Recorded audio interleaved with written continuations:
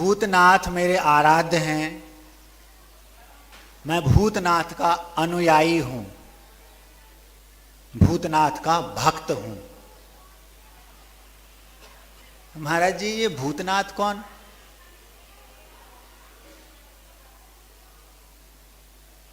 सहस्रनाम स्तोत्र में आदिनाथ भगवान को भूतनाथ से पुकारा गया है। सहस्रनाम कोई अलग से बनाया गया स्तोत्र नहीं है। आदि पुराण में आचार्य महाराज ने जो पूरा आदि पुराण लिखा, उसमें जब सौधर्म इंद्र भगवान की स्तुति 1000 नामों से करता है, उस प्रसंग को सीधा का सीधा निकाल के रख दिया, उसका नाम रख दिया है सहस्रनाम स्तोत्र, जबकि वह आदिनाथ पुराण का एक अंश है। उसमें एक स्थान पर आया भूतनाथ हो जगत प्रभु, मतलब 1008 जो भगवान के नाम से स्तुति सौधर्मेंद्र ने की, उसमें एक भूतनाथ आया। तो भूतनाथ मतलब आदिनाथ भगवान।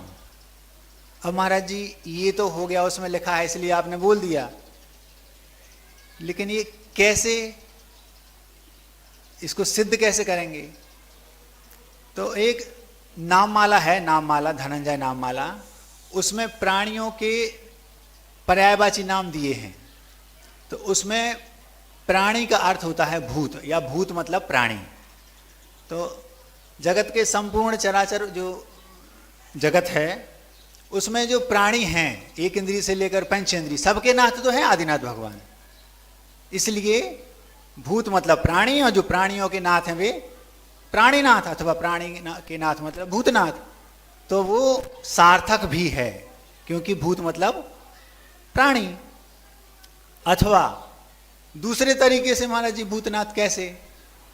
तो दूसरे तरीके से जो भवनित्रिक होते हैं, भवनित्रिक मतलब भवनवासी, व्यंतर और ज्योतिषी देव, उनमें जो व्यंतर होते हैं उनके 8 भेद हैं।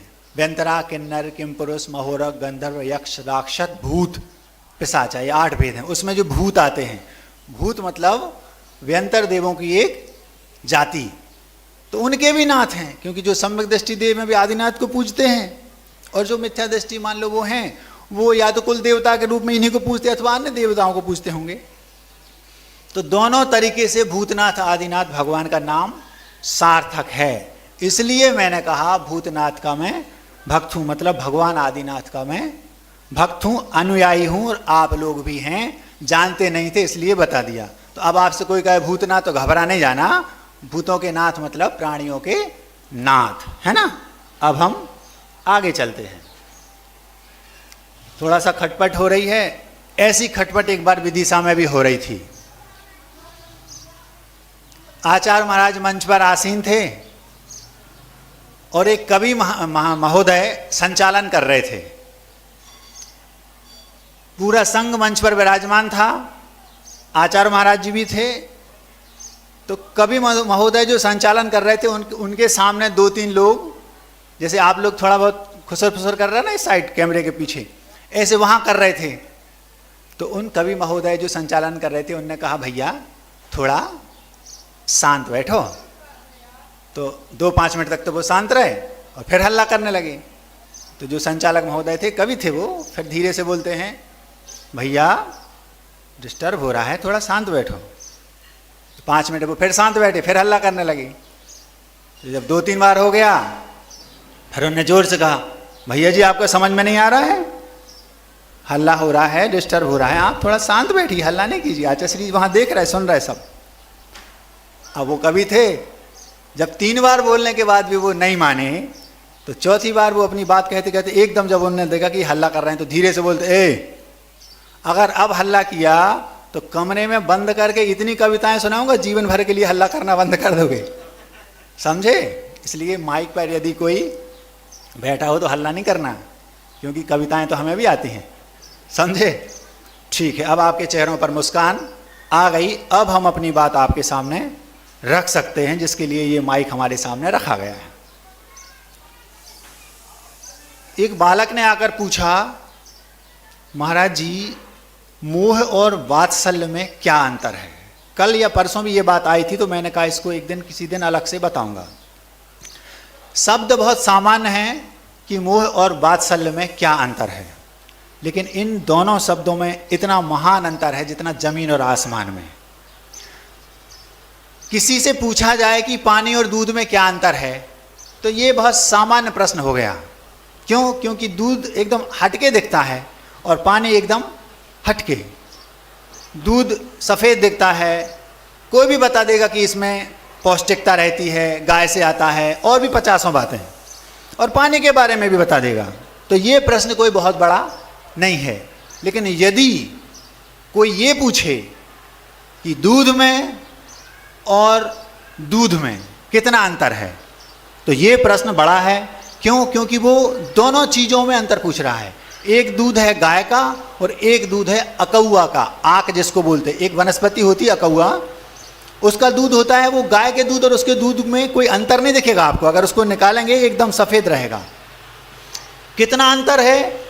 इतना अंतर है कि एक तो है अमृत, गाय का दूध, और जो अकौआ का दूध है वह है एक प्रकार से जहर, प्राण भी ले सकता है वो आपके। तो मोह और वात्सल्य में इतना ही अंतर है जितना अंतर दूध और अकौआ के दूध में है। महाराज जी, आप ये बताना क्यों चाह रहे हैं? हम बताना इसलिए चाह रहे हैं क्योंकि ये, यदि आपको इस बात का अंतर समझ में आ गया तो हो सकता है ये आपके इस जीवन को सार्थक भी कर दे। ये बहुत छोटी मोटी बात नहीं है, बहुत बड़ी बात है। यदि आप इसको ध्यान से सुनेंगे तो शायद आपको इसका अंतर समझ में आ जाएगा।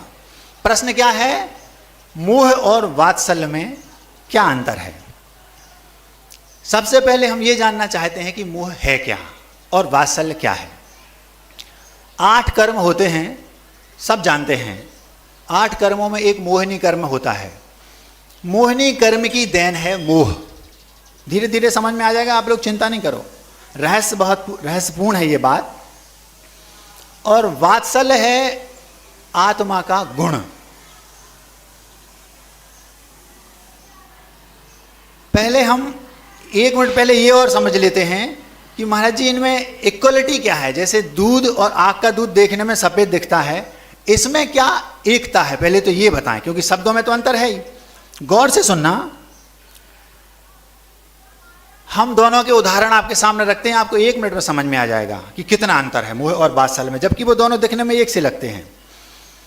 माँ एक अपने बालक को दूध पिला रही है, उसके माथे पर हाथ फेर रही है, उसको दुलार कर रही है, ममता दे रही है, ये है मोह। और एक गाय अपने बछड़े को दूध पिला रही है, उसको चाट रही है, उसको लाड़ कर रही है, दुलार कर रही है, ये है वात्सल्य। महाराज जी, इसमें क्या अंतर है? ये तो दोनों एक से हैं। गाय भी माँ है, उसका बेटा है, उसको वो दुलार कर रही है, ये वात्सल्य हो गया। और एक माँ अपने बेटे को दूध पिला रही है, ये मोह हो गया। ऐसा कैसे? इसीलिए मैंने कहा कि प्रश्न छोटा नहीं है। उदाहरण से ऐसा लगता है जैसे एक से हो दोनों, क्योंकि वो भी माँ, वो भी माँ, वो भी बेटा, वो भी बेटा, दोनों को दुलार कर रही है। लेकिन अंतर इतना महान है जितना अकौआ के दूध में और गाय के दूध में। मोह आपको संसार में रुलाएगा, अनादिकाल से अभी तक रुला रहा है, अनंत काल तक रुलाता रहेगा। और वात्सल्य आपको 2, 7, 8 भाव में भगवान बना देगा। इतना अंतर है मोह और वात्सल्य में, जबकि दिखने में दोनों एक से लग रहा है।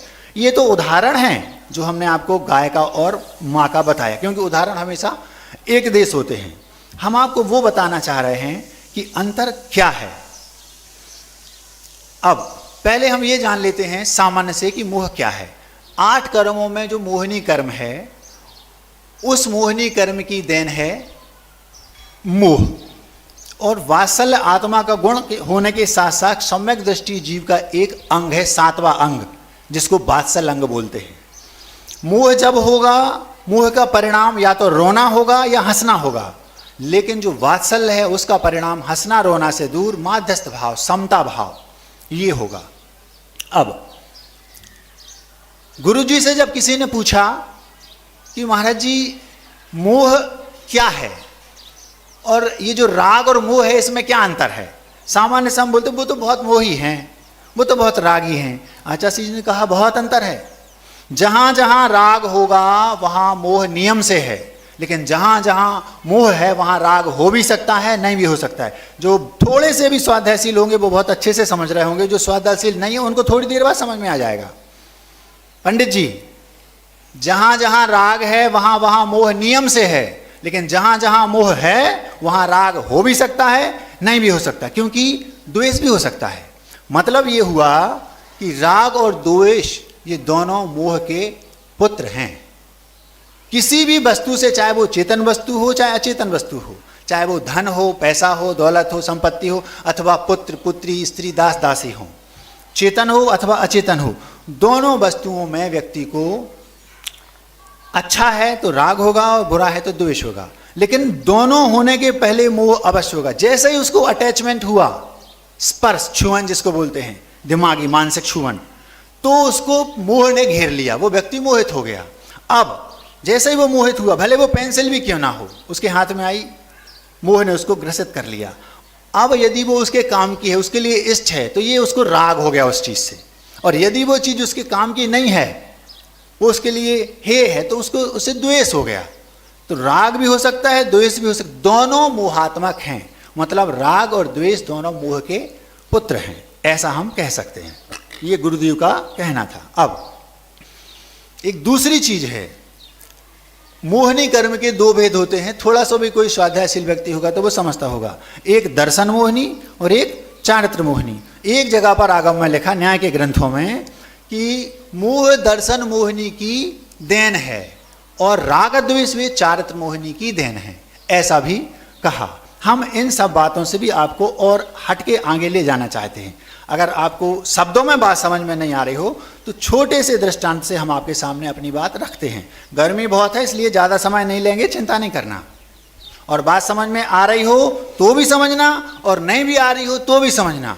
महाराज जी नहीं आ रही तो कैसे समझना?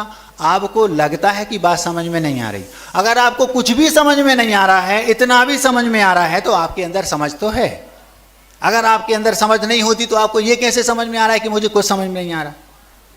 अगर कुछ समझ में नहीं आ रहा है, ये समझ में आ रहा है, इसका मतलब समझ है, तभी तो हम ये समझ रहे हैं कि हमें कुछ समझ में नहीं आ रहा।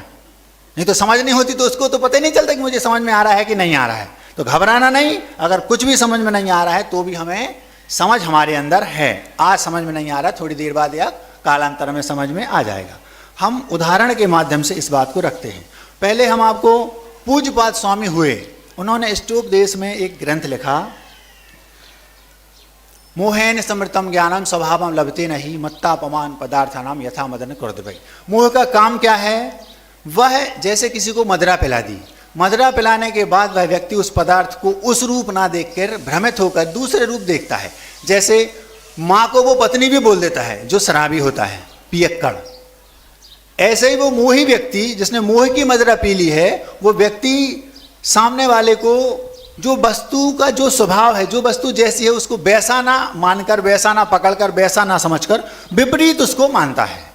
ये उसका स्वभाव है। क्योंकि वो मोहित है।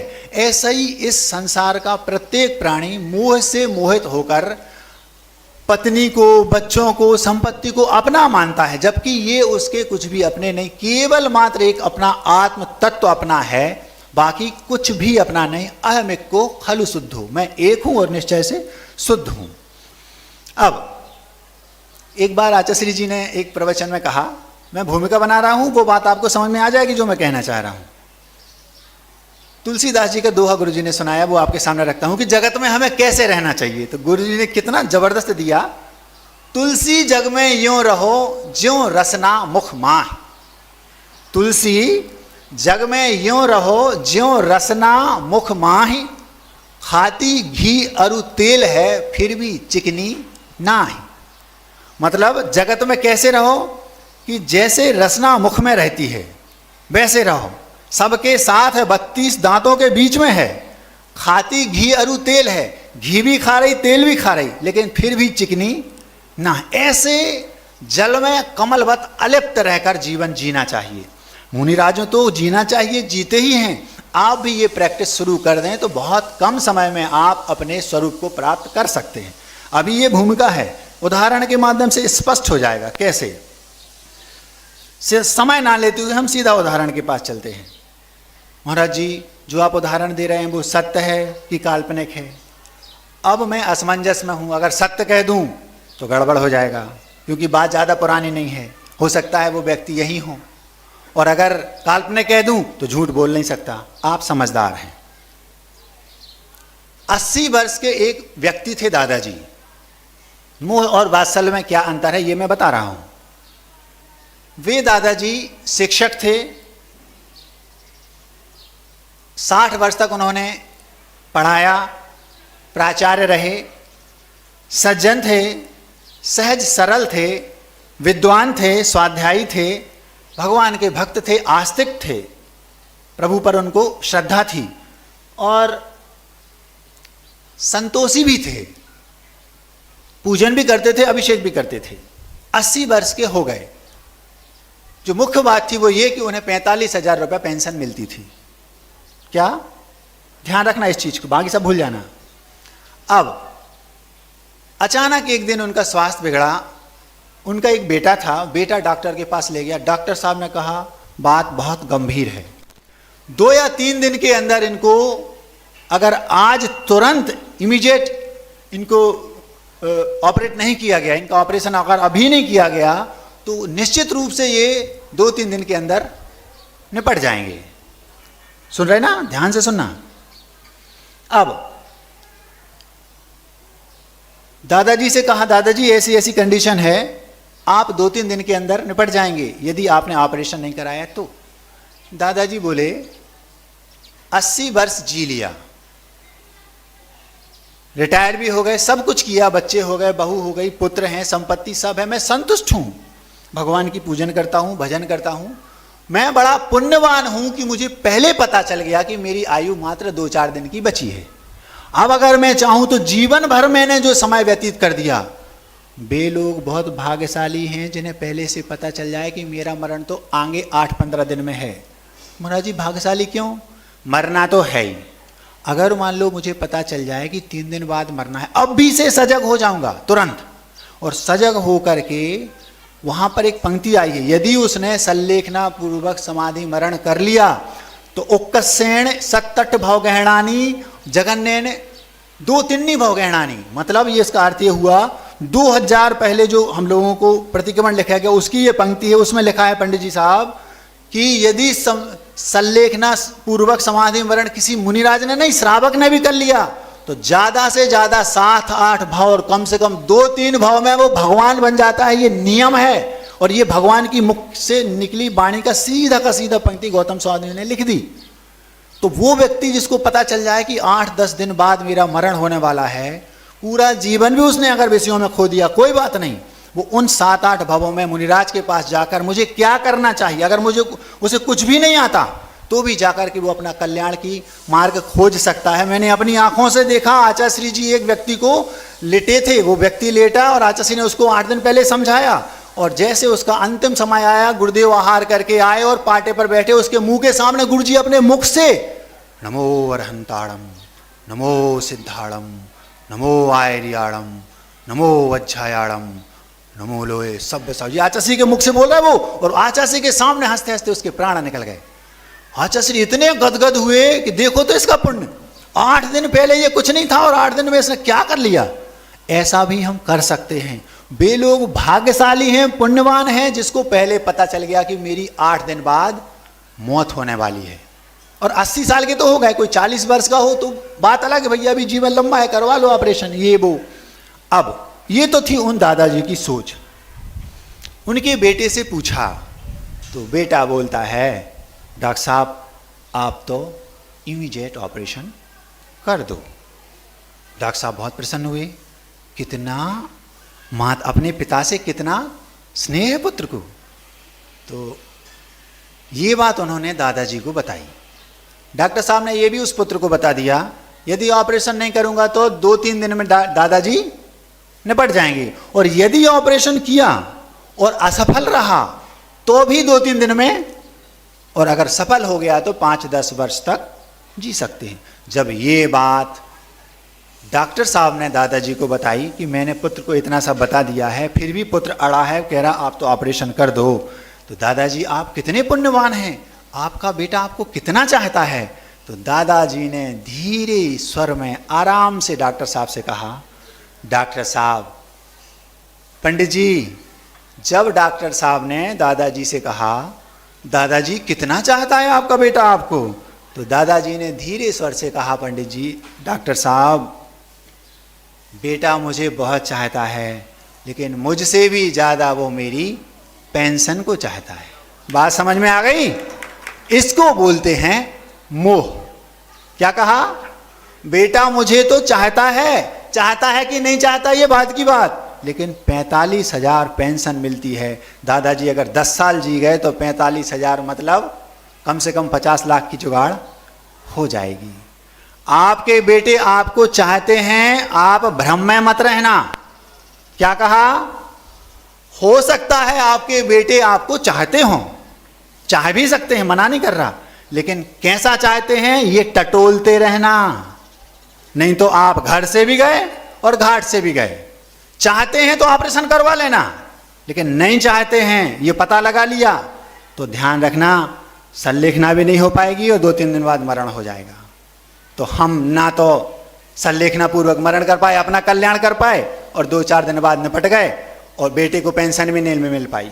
तो पेंशन मिल जाए कोई दुख नहीं, लेकिन वो जो हमारा ध्रुव है, जो हमारा लक्ष्य है, उस पर हमारी नजर बनी रहे, ये मूल कहना। इसलिए कहा घर में सबके साथ रहकर भी सबका कर्तव्य का निर्वहन करते हुए भी अपने आप को एकदम भिन्न अलग मानो।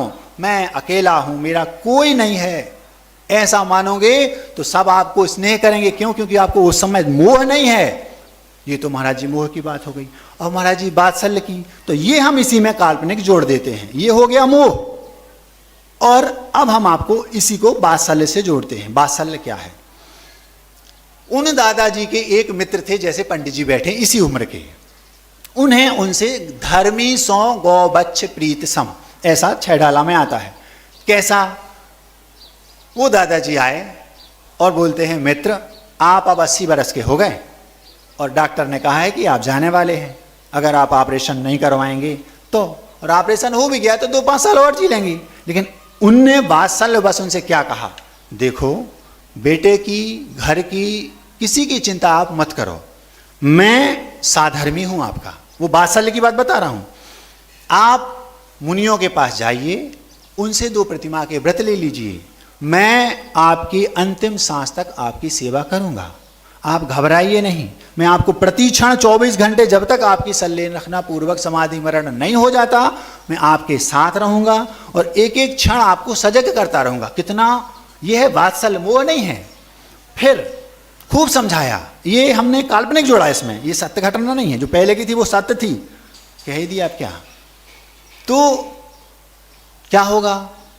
2-4-8 दिन में मैं आपको अपने लक्ष्य तक पहुंचा दूं और पूरी सेवा करूंगा। वो जो संलेखना कराने वाला होता है, अगर मुख से थूक भी आ जाए, लार भी आ जाए, अथवा पीछे से मल भी विसर्जित हो जाए, कुछ भी, तो वो जो निर्विक चिकित्सा अंग का पालन करते हुए वो उसको साफ करके और उसकी सेवा शुश्रूषा करता है। अब अगर मान लो वो उस कंडीशन में मरण को भी प्राप्त हो जाए तो उसकी आंखों में आंसू नहीं आते। मोह और वात्सल्य में ये अंतर है कि मोह करने वाला अगर दादाजी चले गए और दादाजी से मोह था उस बेटे को, तो भी रोएगा, क्योंकि उसको चेतन वस्तु से मोह था। और यदि दादाजी चले गए और पेंशन नहीं मिल रही तो उसको अचेतन वस्तु से मोह था, इसलिए भी रोएगा। तो दादाजी के जाने पर मोह था इसलिए भी रोया, तो मोह वाला तो रोता ही है, और अचेतन वस्तु है तब भी रोएगा। लेकिन यदि वात्सल्य वाला है तो वो दादाजी की सेवा की, लेकिन दादाजी नहीं भी हो पाई समाधि और चले गए, उसने मेरा कर्तव्य था साधर्मी की मदद करना की, चला गया, उसको वात्सल्य है उसके अंदर, उसको कोई दुख नहीं होगा, वो बिल्कुल भी नहीं रोएगा, रोएगा भी नहीं। ये है सबसे बड़ी पहचान। मोह का रिजल्ट या तो रोना है या हंसना है। अगर कोई आपका बैरी है, उससे आपको मोह है, द्वेष है, मोह है, द्वेषात्मक भी होता ना, वो चला गया मान लो, तो आपको हंसी आएगी, अच्छा रहा, निपट गया। रोना और हंसना यदि रिजल्ट निकल रहा है तो वो मोह है, और यदि कोई रिजल्ट नहीं निकल रहा, व्यक्ति साम्य है, मध्यस्थ भाव वाला है, कोई बात नहीं, हो गया, होता स्वयं जगत परिणाम, ये है वात्सल्य। वात्सल्य अमृत है, मोह विष है। मोह के कारण आप अभी तक संसार में भटक रहे हैं, भटकेंगे। अभी कुछ नहीं बिगड़ा, आज समझ लो, अभी समझ लो। और वात्सल्य आपको 7-8 भाव में ज़्यादा से ज़्यादा और 2-3 भाव में कम से कम भगवान बना देगा। बहुत समय हो गया, ज़्यादा नहीं लूँगा क्योंकि गर्मी का प्रकोप बहुत बढ़ रहा है। हम लोग आज 4-5 किलोमीटर सुबह गए भी थे। प्रवचन सार में मोह के चिन्ह क्या हैं, इसके लिए एक गाथा लिखी कुंद भगवान ने। क्या लिखा? अट्ठे अजदा गहणम करुणा भावो मनोवृत्तियेषु विषयेषु अपसंगम मोह सेदानी लिंगाणी। सामान्य से चिन्ह बता दिए। मोह के चिन्ह क्या हैं? पदार्थों का अयथार्थ श्रद्धान, ये शरीर मेरा है, जबकि शरीर तो पौद्गलिक है, मेरा है ही नहीं, मेरी तो आत्मा है। ऐसा वो मोही व्यक्ति पूरे संसार की वस्तु को अपना मानता है, जबकि वे सब पर वस्तु हैं। इसलिए वो मोह का ये पहला चिन्ह हो गया कि पदार्थों को वो अयथार्थ श्रद्धान करता है। जो वास्तविकता है, रियलिटी है, ओरिजिनलिटी है, सही बात है, उसको वो सही ना मान करके उसको विपरीत मानता है। ये हो गया पदार्थों का अयथार्थ श्रद्धान, ये एक कारण हो गया। दूसरा, प्राणियों पर करुणा का अभाव। मतलब यदि कोई व्यक्ति जिसे मनुष्य और तिरंचों पर अथवा प्राणी मात्र पर करुणा नहीं आती, आप दौड़ते जा रहे हैं, चींटियां मर रही हैं, आपको करुणा नहीं है, पक्का है आप मोही हो। महाराज जी मोह का उससे क्या लेन देना? किसी मोह के कारण आप भागे जा रहे हो, ये पक्की बात है कि वो व्यक्ति मोही है। नहीं तो उसको निश्चित रूप से मनुष्यों पर, तिरंचों पर अथवा प्राणी मात्र पर करुणा के भाव आए बिना रह नहीं सकते। उसको ऐसा लगता है अरे पानी में जीव हैं, यदि मैं अंछा ना पी लूँगा तो हिंसा हो जाएगी। इसलिए वो ऐसा करता है। जो जिसको करुणा नहीं है वो मोही है, नियम है ये। और तीसरा है, 5 इंद्रियों के विषयों में जो लिप्त है वो मोही का चिन्ह है। ये तीनों मोही के चिन्ह बताए। अब हम अपनी बात समाप्त करते हैं थोड़ा सा मीठा खिला के, क्योंकि ज़्यादा कड़वा हो गया होगा। एक बार की बात है, गुरुदेव संघ में थे, 40-45 महाराज थे। तो एक महाराज जिनसे मेरी बहुत ज़्यादा ट्यूनिंग थी, मैं उनके पास गया। वात्सल्य शब्द से एक नई बात याद आ गई, वो रख देता हूँ। मैंने कहा महाराज जी, मैं छोटा था, वो बड़े थे, वो स्वाध्यायशील थे, हमेशा कुछ ना कुछ करते रहते थे, व्यस्त रहते थे। और मैं हमेशा हर 2 घंटे आधे घंटे में उनके पास गया, छोटी मोटी फुलझड़ी छोड़ी और भगाया, उनके चरण छू के हंसी मजाक करके, ऐसे ही थोड़ा सा आपस में स्नेह करके। तो मैंने उनसे कहा, एक आप हैं जिनके पास कम वक्त होते हुए भी मुझे इतना वात्सल्य देते हैं, क्योंकि साधर्मी को वात्सल्य देता ही है। हम लोग आपस में एक दूसरे को देते रहते, लेकिन मोह किसी से किसी को नहीं है। महाराज जी कैसे नहीं है? ऐसे नहीं है जैसे हम लोग 5 हैं, गुरुजी ने 2 को निकाल के कहीं दूसरी जगह कर दिया, आंखों में आंसू नहीं आता, कोई बात नहीं, ये तो चलता ही रहता है। 2 को यहां ऐड कर दिया तो भी कोई बात नहीं, चलता ही रहता है। यहां तक कि 5-10 महाराज थे, कोई एक चला गया कोई कारण से, कोई बात नहीं, क्योंकि हमारे अंदर मोह नहीं है, एक दूसरे से वात्सल्य है ये। तो मैंने उन महाराज जी से क्या कहा, एक आप हैं जिनके पास कम वक्त होते हुए भी मुझे इतना वात्सल्य देते हैं, और एक कम वक्त मैं हूं जो आपको बात बात पर सल्ह देता हूं। चुटकी ली थी, समझ में आ गई हो तो समझ लेना। क्या कहा? एक आप हैं जिनके पास कम वक्त होते हुए भी मुझे इतना वात्सल्य देते हैं, और एक कम वक्त मैं हूं जो आपको बात बात पर सल्ह देता हूं। वो हंसने लगे, मैं भी हंसा, भागाया। अब मीठा, बहुत छोटा था, 15 या 16 वर्ष की उम्र होगी। जीवन में पहली कविता लिखी। उस कविता को कोई पढ़ ले तो वो ये कहेगा, महाराज ये लड़का बिना दीक्षा लिए रह नहीं सकता। वो आपके सामने रख देता हूं, अभी अभी याद आ गई। 96 दिसंबर की बात है, तब इसको लिखा था, याद आ गई, रख देता हूं, भूल जाऊं तो आप लोग वो नहीं करना। कई कदम चले हम, कोई कहीं रखा कोई कहीं, कभी चले पुरानी राहों पर, कभी पाई राह नई। आज एक नई राह की खोज की है, जिस पर मस्ती के साथ मौज भी है। इस राह पर चलने का अपना एक अलग अंदाज है, परंतु इस पर फूलों की बजाय कांटों का साज है। अपनी नज़र से देखूं तो वह साज फूलों से कहीं अच्छा है, और कोई गैर मुझे देखे तो सोचे अभी बच्चा है। बड़ा होने पर राह छोड़ देगा, अपने कहे कथन की राह मोड़ देगा, परंतु किसी भी स्थिति में मैं राह नहीं छोड़ूंगा, क्योंकि कोई कितना ही रोके उसी राह पर दौड़ूंगा, क्योंकि उस राह से मुझे बेहद लगाव है, उस राह के सहारे मुझे भरने कई घाव हैं। अब सदा उसी राह पर चलने का मन है, उसी राह पर अर्पित अपना सारा जीवन तन मन धन है। विश्वास पूरा है राह के सहारे मंजिल पाऊंगा, विश्वास पूरा है राह के सहारे मंजिल पाऊंगा, लेकिन डर है राह इतनी लंबी अकेला कैसे जाऊंगा, अतः मुझे एक साथी की तलाश है। परंतु यही तो मेरी गलत प्यास है, इस राह पर तो चलना अकेला है, इस राह पर चलते समय कोई सगा ना सौतेला है। बहुतेरे सोचेंगे न जाने कैसी राह मिली है, कौन जाने राह बुरी है या भली है, पर मैं दावे के साथ कहता हूं राह बड़ी नेक है। 10 नहीं 20 नहीं, राह केवल एक है। उस राह के पथिक की महिमा अपार है, तभी तो उस पर चलने का विचार है। चाहता है मन जल्दी से वह राह पकड़ लूं और किसी पतली गली से चुपचाप खिसक लूं, अतः मुझे बेसब्री से मौके की तलाश है। वह राह मेरे लिए बहुत बहुत बहुत खास है, क्योंकि राह के उस छोर पर परमात्मा का वास है, क्योंकि राह के उस छोर पर सिद्धों का निवास है, क्योंकि राह के उस छोर पर चैन की श्वास है, क्योंकि उस राह के उस छोर पर सिद्धों का आवास है। वह राह मेरे लिए बहुत खास है। आप समझ गए होंगे कि वह राह कौन सी थी। अहिंसा परमो धर्म की